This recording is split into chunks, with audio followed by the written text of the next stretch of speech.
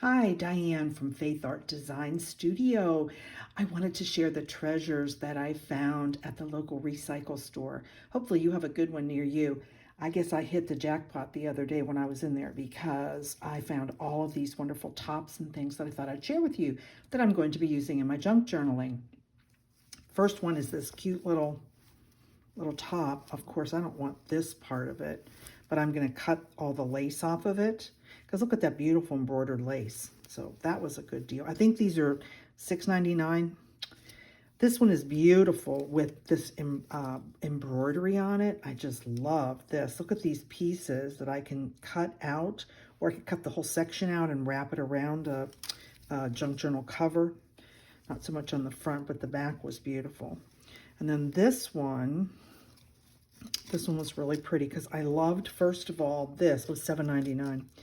This section here I can cut out and that'll be really nice. And then look at these pretty squares that they have along there, just on the front, obviously, but the back. This will be pretty. Just keep it as a ruffle and use that on a junk journal. And then one more dress. It's a sheath dress that I'm going to coffee dye because it's pretty ratty looking white. I don't like it as white. But look at all the beautiful pieces that I can get off of the dress. See, it's, that's cute. It's got a great edge on it too.